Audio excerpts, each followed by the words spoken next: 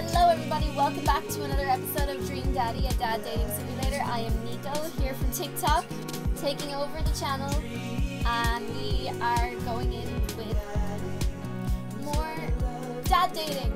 So in the last episode we had what is essentially a kissing competition between Brian and Pops. We lost miserably because damn, it's so hard to beat him. And we also met Joseph and his family. They give us the creeps. They're certainly a very strange and creepy family. They make me very uncomfortable. Not a daddy that I think I'd want to date. So let's just get right back in to load. Do what you love and the money will come. I hope so. I hope so. They really stepped up the production value in episode 5. I'm guessing practice makes permanent. Yes, yes it does. Is there another dad tip? Okay. Wow, I guess I really didn't think this plan through. I'm not entirely sure where the closest bar is, and Amanda still hasn't shown me how to use the GPS on my phone, so I'm just gonna pick a direction and walk in it. Let's go this way. I always do that. Cool, okay, we're marching in the direction of the game. Any game, really. In the distance, could it be? A big burned out neon sign hangs above the tiny dive bar. Jim and Kim's, huh? Alright, it'll do. This bar actually reminds me of the Sky in the Ground. I really don't. I wouldn't be the biggest fan of the Sky in the Ground. I know it's where all like the students drink and all, but I never liked it. The bar is small and dimly lit. The crack of pool balls sound in the back as patrons laugh and joke. A string of multicolored Christmas lights hover above the bartender. I can't tell if he's Jim or Kim. I pull up a seat at the bar. What'll it be? One beer, please. Sure thing, boss. The bartender slides me an ice-cold beer. I take a sip and enjoy the refreshing taste. Say, are you Jim or Kim? I'm Neil. Oh. I awkwardly turn my attention to the game, which is playing on one of the TVs on the wall. As luck would have it, my team of preference is not only playing, but is currently in the lead, which is always a good thing. I don't follow the sports ball. The brightly coloured mascot, which is some kind of animal, does cartwheels. I silently cheer on my favourite team, hoping that I don't get into any confrontational arguments with a fan of the opposing team. Several people in this bar are wearing the distinctive colours of the team I dislike, although I believe from their demeanour that, like me, the passion for their team is all in good fun. Hey! A middle-aged woman holding a nearly empty wine glass slides up to the bar and sits uncomfortably close to me. Oh my goodness, look at this hot mess. Hello there, you look like the nun from American Horror Story. The one that Jessica Lange plays. Damn. That's what you wear to the bar? Hey, sailor. Oh, hello. Ah. Good to see fresh meat in here. I'm Mary. Come here often. Oh no, I actually just moved to this part of town today. I'm Pop, by the way. Ah. Pop McGranite. Are you watching the game? Yeah, my preferred team is in the lead. If they keep this up, they'll win the game with ease. Oh. Oh, I love that team. And also, I love that game. I love someone who knows their way around balls. Oh my god. I'm getting the impression that she's a little drunk. Buy a gal a drink? Okay, buy Mary a drink. She could use it. I almost reluctantly signal the bartender and order Mary another glass of wine. Neil jokes back and forth with Mary. They're clearly friends and this clearly isn't her first time doing this. She tips her glass at me. Suppose I gotta keep you company now? Oh, please God, no. Oh. So, what do you want to know?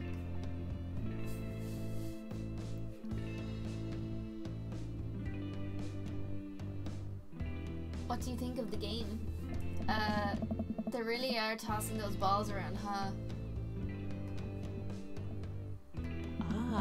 Truth told, I wasn't really paying attention. I just saw a solid ball joke and went for it.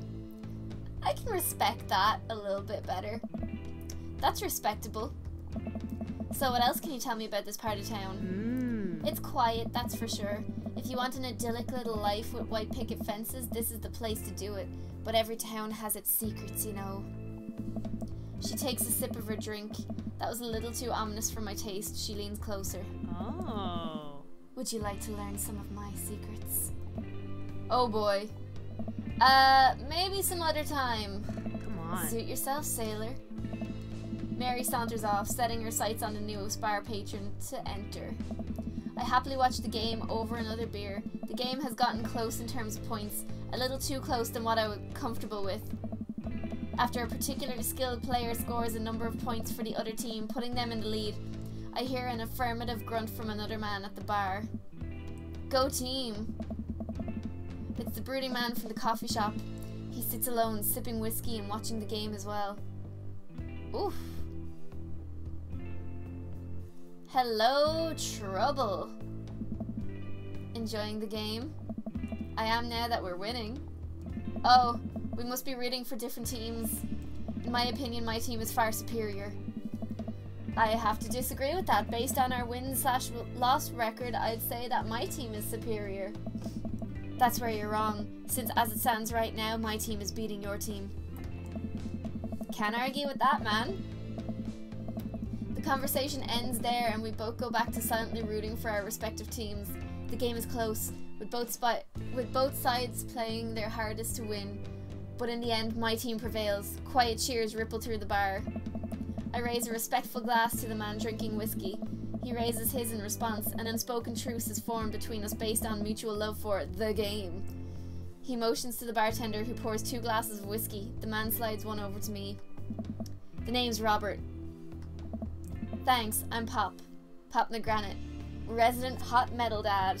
With dorky glasses, because he's a dork. You must be new here. Mary already hit on you? Yeah.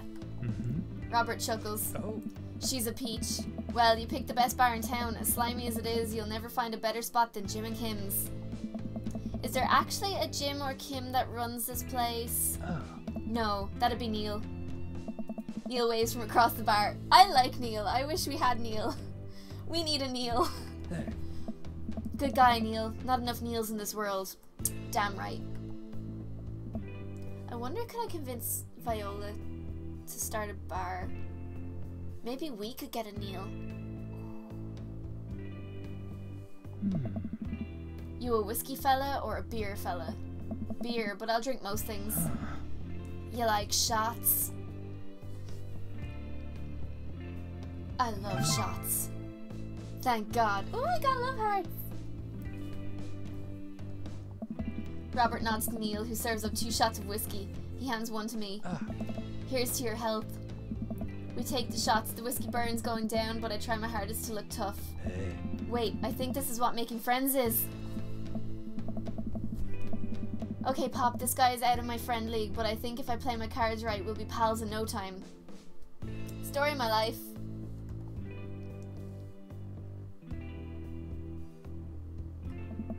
I like your jacket. Thanks. Been in my family a long time. Passed down from firstborn to firstborn. Cursed, some would say. Mysterious. This is a bad boy. This is trouble. Man, this guy's mysterious and cool. Way cooler than I am, at least. Ah, Pop, have more credit. Robert signals to the bartender for another round. What are you doing here tonight? My daughter kicked me out of the house, running from my problems, trying to make friends.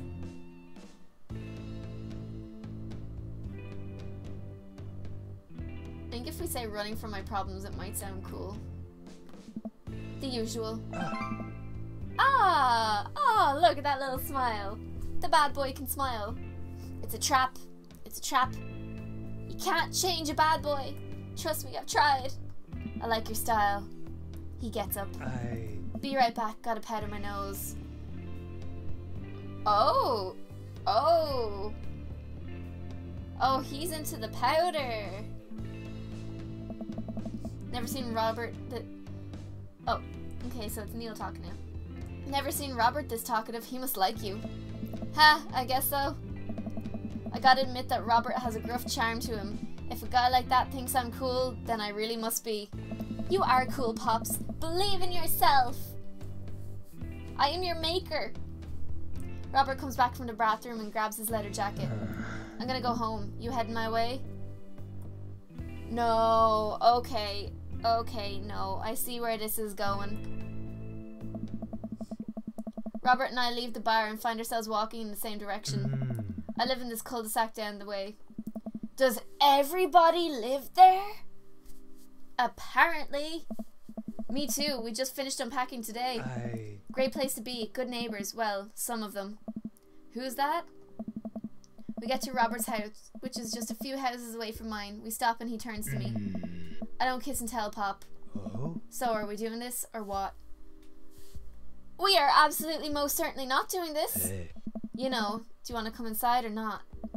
A wave of realization rushes over me. I blush. No, thank you. I'd better call it night. Catch you around? Sure.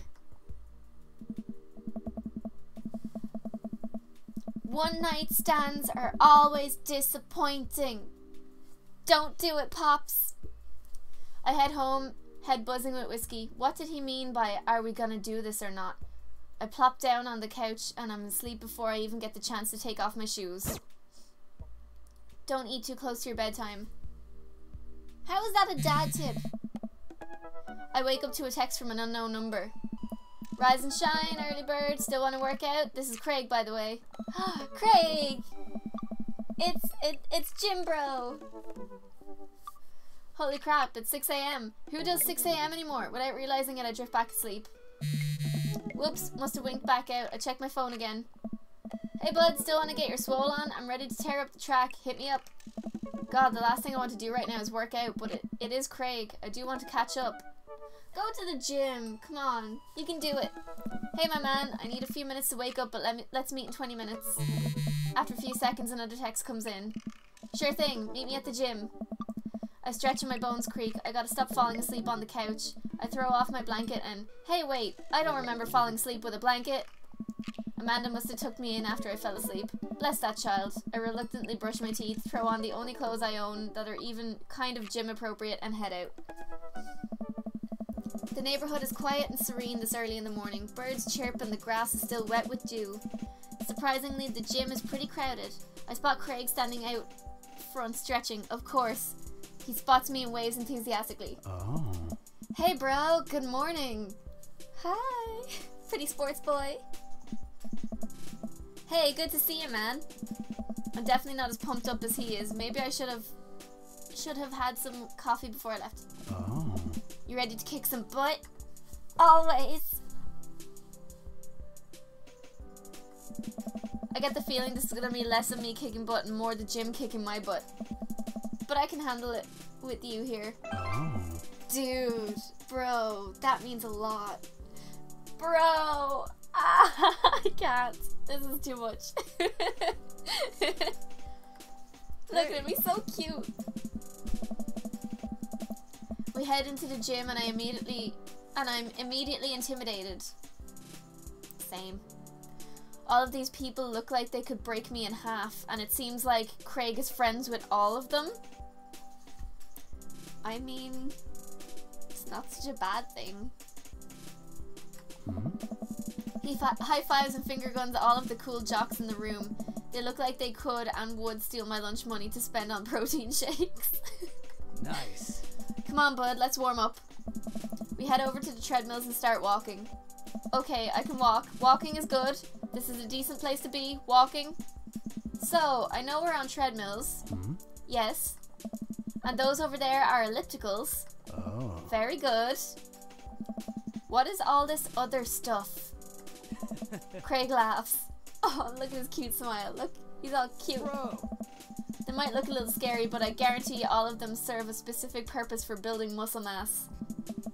I watch as a dude in a muscle tee flexes a muscle I didn't even know existed on a machine I think was once used to process grain into flour. What is that? Why is that guy doing that to himself? Nice. That's a good question, bro. What do you think he's doing?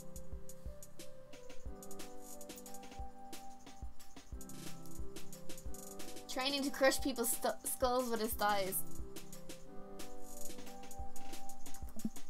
He's trying to make his thighs so strong that he could crush people's skulls with them. Hey. Yeah, that's pretty much the only reason I work out. Same. I like Craig. Oh no, Craig is turning up the speed. I better do the same.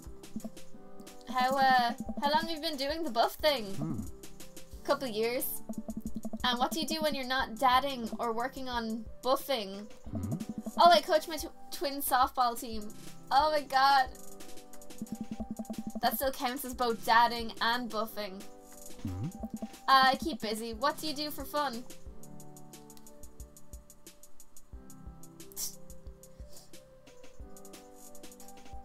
I love learning. I try to educate myself about the world around me. I'm like a sponge for knowledge, soaking up all that intellectual content, you know, history, the paranormal, wilderness survival, and aliens. Mostly those things. Oh. So you watch the History Channel too, huh? Yes. Oh, we're impressing Sports Daddy. We're jogging now. Oh god, we're jogging now. Oh my god, I hate jogging. I can't jog. I look over to Craig, who hasn't even broken a sweat. How is he doing this so effortlessly? I'm dying. I can feel my life force draining through every orifice of my body. Hey, remember when my fish died in college? Huff. No, I don't like this story. Oh my god, is he really bumping up the speed again? I guess I better do it too. Oh, this is fast. This is very fast. And we were at that party and you vowed to make me feel better. You tell me to create a distraction, so of course I do a sick keg stand and get everyone cheering. And then I tried to steal a fish from the fish tank at the party with my bare hands like an idiot. Dude. And then you drop the fish and it's flopping around and you panic, so you run up to me post keg stand with a dying dirty fish in your hands that you scooped off the ground, and you're yelling at me that we have to leave. So we're running out of the frat party with a fish and trying to give it mouth-to-mouth resuscitation. And we get him home and get him to a bowl of water, but the prognosis was grim. And the next day he's alive and well. They never did catch the great fish thieves of Grand Ridge U. And they never will. I shoot off the end of the treadmill and crash into the wall. Jesus, that hurts. Bro. Oh my god.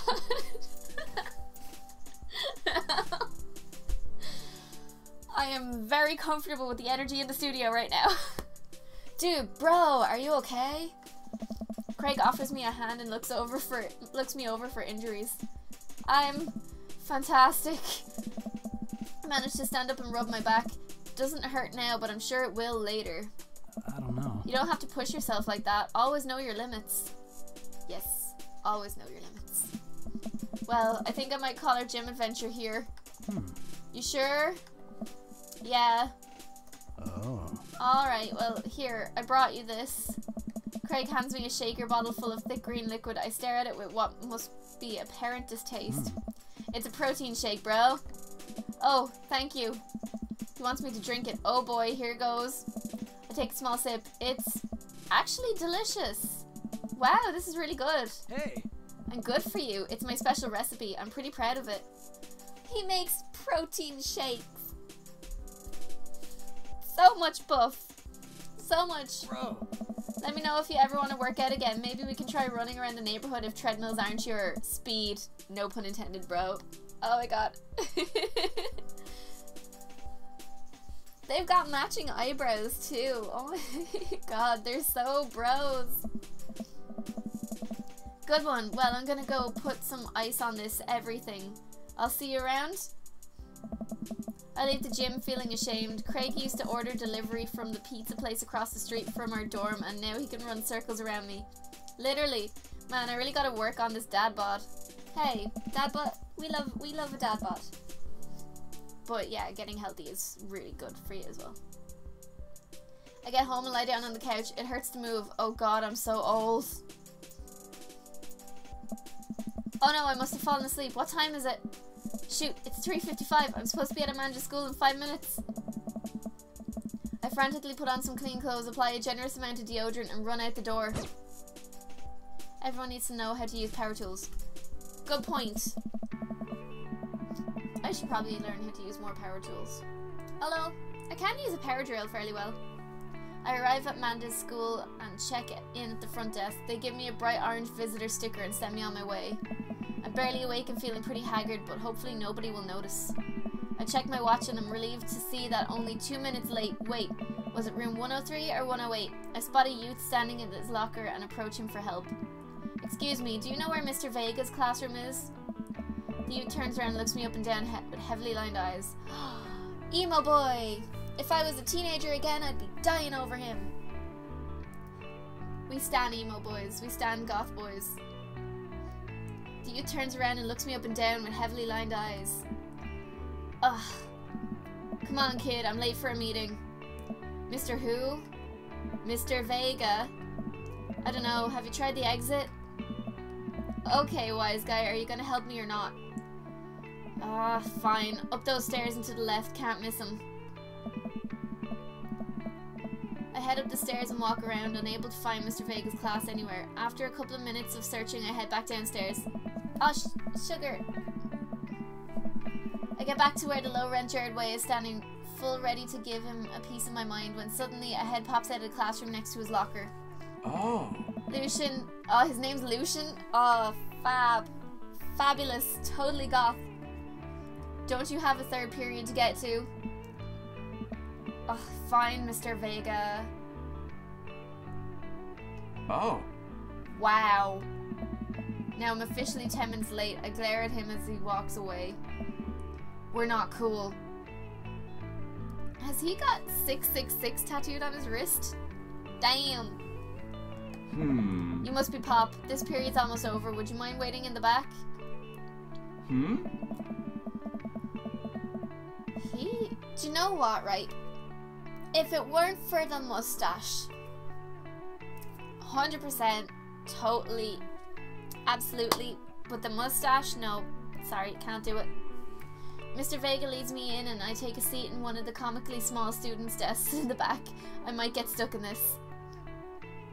Like, he's so, but the mustache. Alright, where were we? Now who can tell me about the unreliability of the narrator in J.D. Salinger's Catcher in the Rye? Yes, Colin? Colin stands up and does the thing where he blows into the crook of his elbow to make a fart noise. Oh. The whole class erupts in laughter. Oh. Alright, everybody. Very funny. Colin, please sit down. Now, Holden Caulfield is an unreliable narrator in the sense that the bell for the end of the period rings, all the students immediately get up and make a break for the door. What? Remember to do the reading and answer the response questions on page 194 in your textbook. Nobody's listening. Or not, I guess. Mr. Vega turns to me and sighs. Middle schoolers, right? Don't you teach high schoolers? Both, you know. Budget cuts. Yeah, teachers have a rough time. Teachers should get paid more. Right. Oh. Thanks so much for coming in. No problem, Mr. Vega. Please, call me Hugo. Hugo's a cool name. Just please let me shave it off. I don't normally do these impromptu parent-teacher meetings, but as I'm sure you know, Amanda's a very bright student and I'm concerned about her recent behavior. What's going on? Amanda has never been the most engaged student, but I know she cares. Recently, though, she's been falling behind. She's not completing assignments and has been doing rather poorly on tests. I'd normally chalk this up to senioritis, but this is strange. I thought Amanda always shared everything with me. It hadn't even crossed my mind that something might be wrong. I just wanted to ask, is everything okay at home? Where's my mouse? We just moved. Well, we just moved recently, but it was only to the other side of town, and Amanda was more excited about it than I was. See if you can talk to her about it. I know she values you a great deal and would appreciate your guidance. If she keeps heading down this road... I don't know. I know how important art school is to her, and I would hate to see her miss out on the scholarship money that she clearly deserves. See, that's a teacher that cares. We need more teachers that care. I'll make sure to talk to Amanda. Thanks for letting me know, Hugo. Anytime. On my way out, I stop, thinking for a moment. I turn to Hugo. Hey, Hugo. Yes? They ever catch that rye? Yes. Oh, literature jokes. I leave the classroom and make my way out of the school. I'm still a little bit in shock that Amanda was able to hide this so well from me. She's always been such a force of positivity in my life, especially after we lost her mother. Oh. Amanda must be done with classes for the day by now. I'm sure she would appreciate a ride home, and maybe I can talk to her about what's going on. Oh. I pull up to the carpool and Amanda hops in the passenger seat. So, did you have fun gossiping about me? Mr. Vega and I actually just gossiped about our celebrity crushes. So you talked about Mario Batali the whole time? It was a very productive meeting. Who's Mario Batali? I'm gonna have to Google this. If I had to guess, I would say it's like a sports person. However... Oh, he's a chef! Oh! Cool! Not my type, but cool. It was a very productive meeting. I'm pretty hungry. Can we grab some dinner? Sure thing. Let's go to the mall food court. I feel like if Amanda's having a rough time, you have to go with the compliment sandwich. So positive, negative, positive. So if we bring her to the food court, we can try talk about the problem while she's eating good food because it's a treat. Does that sound good to you? Yeah, sure. Why the mall? Geez, can't a dad take his daughter to the mall? Will you buy me things? I will buy you a thing, singular. Sounds like a deal to me. We drive in silence for a short while. Amanda plays a game on her phone. I should say something. You know, sometimes when a kid gets older, they find that they have to keep things hidden from their parents. And that's okay, because sometimes that's what kids do. And that's okay. But also sometimes it's good to have the parents' perspective, because, you know, maybe the parents have also dealt with similar situations. And maybe they're a little cooler than you give them credit for. Anyway, what I'm trying to say is that it's good to share. Love you. Have you been reading my tweets? You have a Twitter? What? Never mind. Look, sweetie, Mr. Vega said you haven't been participating in class and that you're not turning things in. Oh, I'm fine, Pop. Senioritis and all that. I thought you liked Mr. Vega's class. It's fine. He's fine. We pull up to a stoplight and I eye Amanda. She's still texting. Just, I want you to know that you can talk to me about anything. I can tell that whatever it is, she doesn't want me knowing about it. That's frustrating. I heard Emma Orr's going to that fancy art school in California. That's exciting. Yep. Are you bummed that you guys aren't going to the same school? Yep. Amanda keeps texting. She stifles a laugh. What's so funny? I don't think you get it. Okay. Who are you texting? Noah? Who's Noah? My friend. Does he go to your school? Yep. Do you like Noah? Whoa! What? No! Dad! Ugh. I can't believe you would... Oh. Dad. I mean, jeez. Why would you? Ugh. Gross. Sorry, just asking. Dad, he's just my friend. Guys and girls can be friends. He's my friend. Relatable. Okay. Jeez. This is going well. Well, good talk. Love you, kiddo. She leans forward and turns up the radio. I guess that conversation is over. To the mall, then. A bird in the hand is better than a bird in the eye. True. We arrive at the mall, a big indoor shopping center with a couple of different floors. It's kind of dead, but that doesn't stop a mall security guard from yelling at a group of loitering teens. Let's eat something disgusting for dinner. Alright. Hell yeah! Language, Missy. Heck yeah? Better.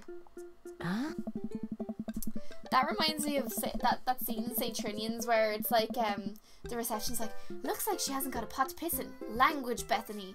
Oh yes, sorry. It looks like she has not a pot with which to piss in. Much better. We approach the food court and evaluate our options. There's greasy restaurant after greasy restaurant. My heart burns just looking at the menus. Nobody looks happy to be here. What are you in the mood for? Bread dipped in sugar? Bread with cheese on it? Or do you just want me to inject some fat directly into your bloodstream? I extend my hand to her. Would you do the honor of sharing some nachos? She takes my hand with a grin. It would make me the happiest, cheesiest girl alive. We order a giant pile of chips and unnaturally orange cheese from a very unenthusiastic and possibly stoned teenager. We take a seat at a rickety table and dig in. Hey. These are bad. These are very bad. But also strangely delicious. We have to eat through the pain. We enjoy the fluorescent cheesy goodness together until we're all out of nachos. So, something's been bothering me for a while. Can you explain memes to me? Which meme? All the memes. Amanda sighs deeply and places her head in her hands. Oh. Dad, it's complicated. See, memes are inside jokes shared by a bunch of people that get less funny the more people do it. So the problem is that by the time a meme gets to you, Dad, all us youths have already done the joke to death. And what's worse than that is that movies and TV and video games will try to jump in on the meme train. But just based on how long it takes to make them, the meme will be long dead but by the time it comes out, so it just dates it and it isn't funny. Oh shit, what up? Dad, please. Anyway, changing the subject. Where to now? Wanna go to that goth store? What? You know, the one that's all black and tries to establish itself as anti-establishment despite being an exact representation of the establishment. I don't know what store you're talking about. You know, the one where you can buy chain wallets and it's basically an assault on what people fought so hard against in the punk and hardcore movement of the 70s and 80s. Dude, you gotta be more specific. The one you threw up in that one time. Oh, that one! Alright. Oh, I'm getting memories of walking into Chemical Afflictions and not being able to afford anything. Amanda runs into the store with me trailing behind her. She makes a beeline for the back. Yeah. There it is. You can still see the outline, kinda. Gross. I'm so proud. Speech. Amanda. Speech, speech, speech, speech. Alright, I'll do it if you stop chanting. Amanda stops immediately. I clear my throat. Thank you for all joining us here today to commemorate a historic moment that would forever shape history. On a day very much like today, some 5 years ago, our very own Amanda Ann McGranite had too much blue raspberry slushy and an outing to the mall. After begging her father to take her to Dead Gotham Beyond to buy rainbow suspenders, she proceeded to throw up all over a display of My Chemical Romance merchandise. Her loving father then had to pay for said merchandise, which is to this day remains among our possessions. Thank you. Amanda's moved. She begins clapping. Slow at first, then faster and more vigorously. Several other patrons turn their heads. One of them also starts clapping. I bow my head. Yeah. Oh hey, chain wallets. While Amanda busies herself looking at band t-shirts, I try to find something of interest to myself. Not much for a dad to look at in Dead Gotham Beyond.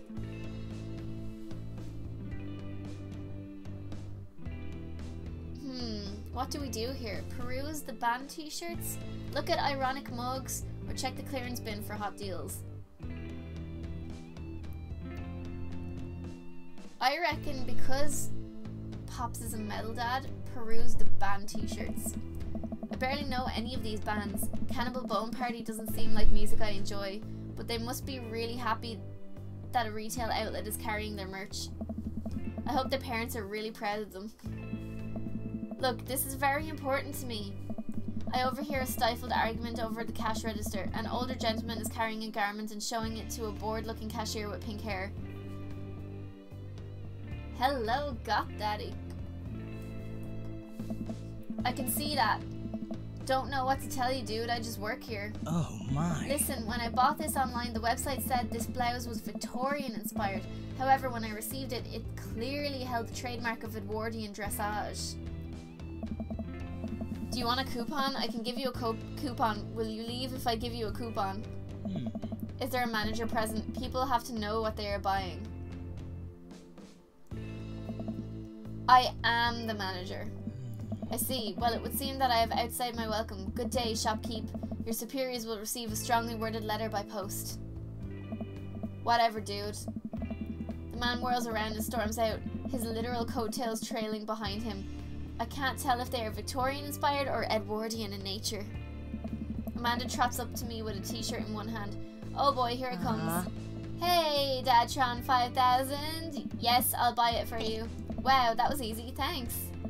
At least it's only one this time. Amanda plops the shirt onto the counter and grins at the cashier. I love your hair. The cashier says nothing and rings Amanda up, radiating hatred. I hand her a 20. So what was that guy's deal? The cashier rolls her eyes so hard I'm worried she'll pull something. That's Damien. He's in here all the time. He's obsessed with Victorian fashion or whatever. She hands Amanda her bag and it's clear the conversation is over. How rude. I mean, like...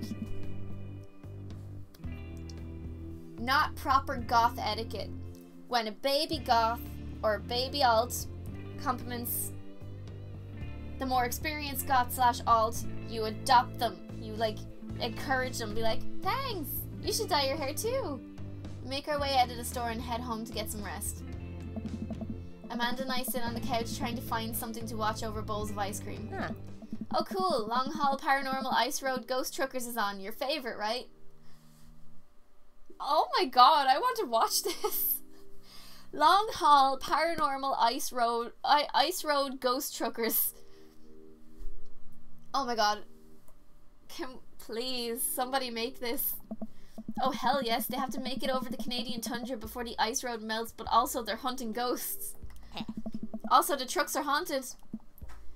This is an episode I've already seen, but it's one of the best. Callum and Flint Dogbone, the twin brothers truck driving and ghost hunting duo, find themselves in the greatest peril yet. Oh no, the ghosts done got control of the truck. I can't steer on them, they're damn I can't steer on them there damn ice roads. Let me use this EVP meter and try and communicate with the spirits. Flint, we're about to die. Ah, almost got it.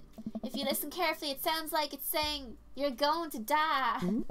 That's because we're about to die, you. This is art.